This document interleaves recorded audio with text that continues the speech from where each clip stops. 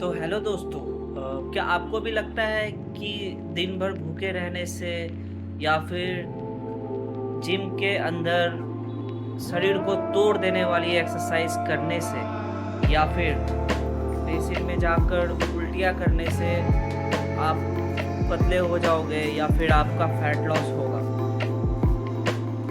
चलिए देखते हैं फैट लॉस के बिहाइंड साइंस को कि एक्चुअली फैट लॉस में क्या मैटर करता है।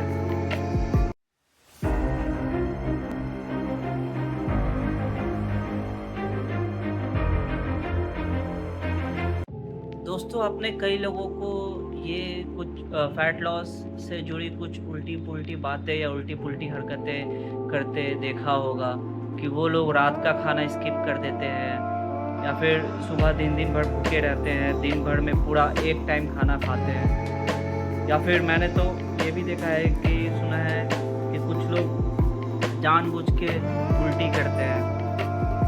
प्लस फैट लॉस से जुड़ी एक और चीज़ कि उनकी फेस पतली हो जाए, उनके जॉ लाइन दिखे, इसके लिए वो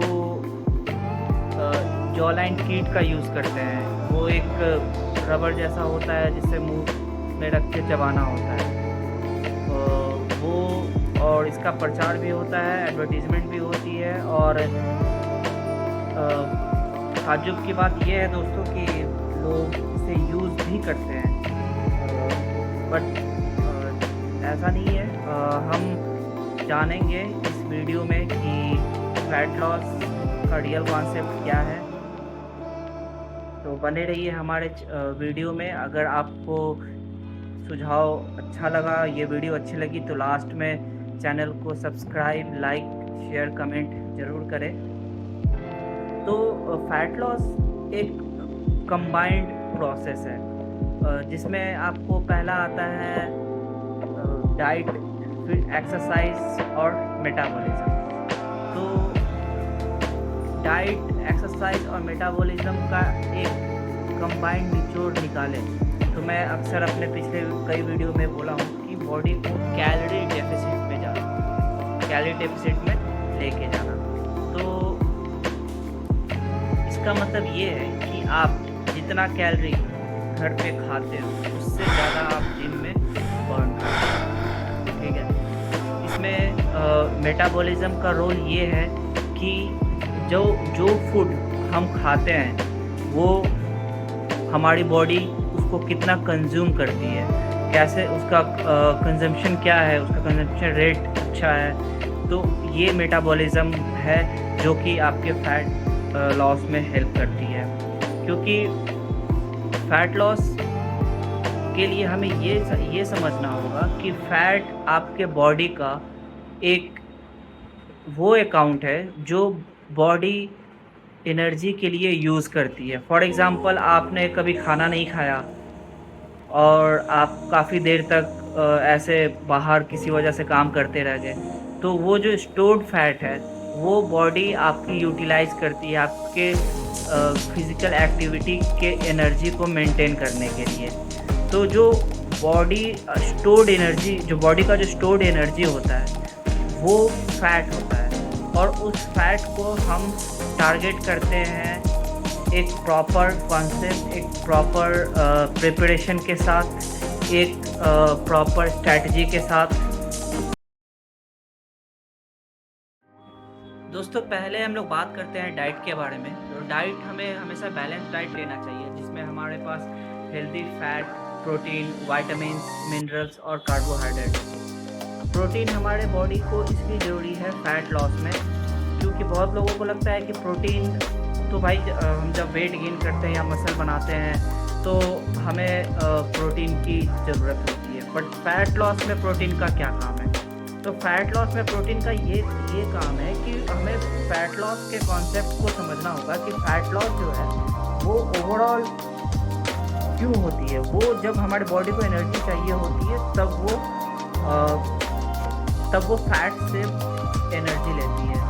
तो अगर मान के चलो कि आप एक प्रॉपर प्रोटीन नहीं दोगे यानी कि आप अपने बॉडी में प्रॉपर मसल को प्रिजर्व कर, अगर आप अपने बॉडी में प्रॉपर मसल को प्रिजर्व करके नहीं रखोगे तो क्या होगा कि आपकी मसल लॉस हो जाएगी। आप आए थे फैट लॉस करने और मसल को लूज करके चले जाओगे।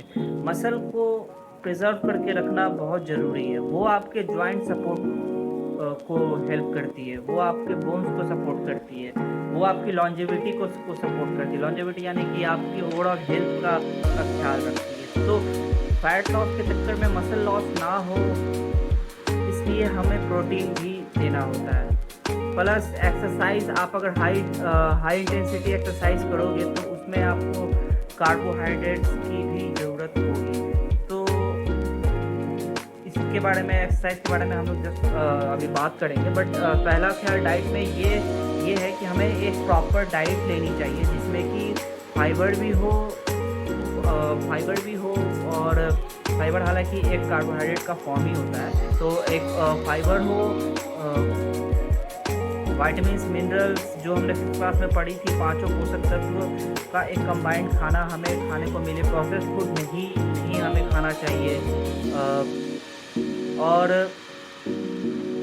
जो हमारा कैलोरी इनटेक है, जो हम खाना खाते हैं, उसमें इंसुलिन लेवल मेंटेन रहे। तो ये जो चीज़ें हैं, मतलब अगर इंसुलिन आपको कुछ ज़्यादा हेवी लग रहा है तो बस आप प्रॉपर इतना समझो कि हमारे जो बैलेंस डाइट है वो हमें एक क्लीन डाइट से लेना चाहिए। अगर मैंने फ़ैट की बात की तो आप जाके बाज़ार में पकौड़े खा रहे हो तल के, सोचा कि इसमें तो फ़ैट है, तो वो फ़ैट नहीं, एक हेल्दी फ़ैट जो कि आपको आलमंड में या फिर वॉलनट में, जो भी हमारे ड्राई फ्रूट्स है उसमें होते हैं।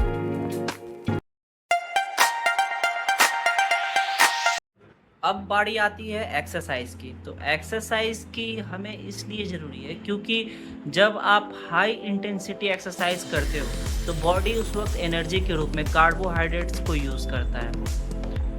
और हाई इंटेंसिटी एक्सरसाइज भी ज़रूरी है जिससे कि आपका मसल ब्रेक डाउन होता है और आप प्रोटीन देते हो तो वो मसल और ज़्यादा बड़ा होता है पहले से। तो मैंने बोला था कि फैट लॉस के चक्कर में हमें मसल लॉस नहीं करनी है, पहला।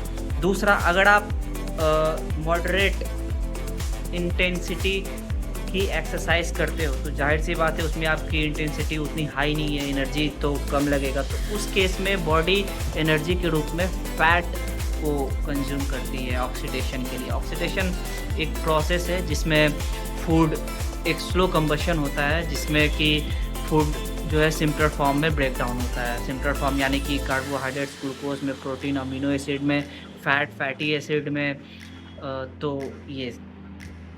तो मतलब ओवरऑल बात ये है कि आपको एक्सरसाइज ऐड करनी है तो उसमें डिफरेंस लाते रहे। कभी कार्डियो कर लिया, कभी स्ट्रेंथ ट्रेनिंग कर लिया। फिर उसके बाद बात आती है मेटाबॉलिज्म, और एक और जिसको हम भूल नहीं सकते वो है हाइड्रेशन यानी पानी का इंटेक।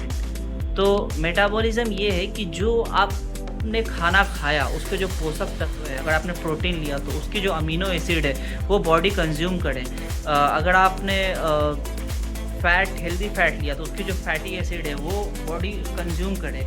तो वो मेटाबॉलिज्म रेट भी अच्छा होना ज़रूरी है। प्लस पानी का क्या रोल है इसमें? तो जब आपका फैट बर्न होता है तो जब भी कुछ ना कुछ केमिकल रिएक्शन होती है बॉडी में तो मेटाबॉलिज्म हालांकि एक केमिकल रिएक्शन प्रोसेस ही है जो बॉडी कंज्यूम, जैसा कि मैंने बोला कि जो खाना हम लोग खाते हैं उसको शरीर में लगना, जो देसी भाषा में कहते हैं वो शरीर में लगता है, वो मेटाबॉलिज्म के थ्रू होता है। तो इस प्रोसेस में कुछ वेस्ट मटेरियल निकलता है फैट लॉस के दौरान।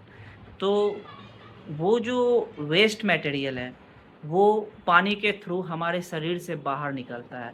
आपने खाना खाया, उसका जो पोषक तत्व है मेटाबॉलिज्म के थ्रू वो आपके शरीर को लगा, ठीक है। और जो भी चीज़ें आपने फ़ैट लॉस करने के लिए खाई उसके वजह से, प्लस आपका एक्सरसाइज, ये सारी कंबाइंड चीज़ें मिलाकर आपका फ़ैट लॉस हुआ। उससे जो वेस्ट मटेरियल निकला वो पानी के थ्रू ही आपके शरीर से बाहर जाता है।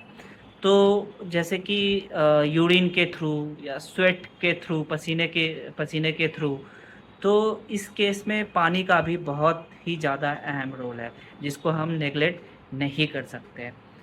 तो ये रही फैट लॉस की बातें। सिंपल सा अगर मैं समराइज़ करूँ, तो आपको भूखे रहने की कोई ज़रूरत नहीं है। आप 5 टाइम खाना खाएँ और देखें कि सॉरी देखें कि जो आप खाना खा रहे हो वो क्लीन हो, पाँचों न्यूट्रिएंट्स से भरपूर हो, प्लस आपको भूखे रहने की ज़रूरत नहीं है। ओवरऑल जो आपको मैक्रो न्यूट्रिएंट्स और माइक्रो न्यूट्रिएंट्स चाहिए, वो आपको मिले। बेतुकी बात पे या फिर इधर-उधर की बात पे यकीन ना करें, सिर्फ़ फैक्चुअल कॉन्सेप्ट पे ही काम करें। आप देखना समय के साथ-साथ अगर आप इस चीज़ को फ़ॉलो करते हो, तो ज़रूर से ज़रूर आपका बॉडी चेंज होगा ही। थोड़ा टाइम आगे-पीछे हो सकता है बॉडी के अकॉर्डिंग, अ, जेनेटिक के अकॉर्डिंग, बट आपको यही कॉन्सेप्ट है जो कि आपको एक सस्टेनेबल रिज़ल्ट देगा। तो अगर वीडियो आपको अच्छा लगा तो ज़रूर लाइक, शेयर, सब्सक्राइब करें। कुछ अगर मशवरा है आपको तो आप कमेंट में ज़रूर लिखें। मैं नेक्स्ट टाइम इसको इम्प्रूव करने की पूरी कोशिश करूँगा। बाकी अपना ख़्याल रखें। बाय।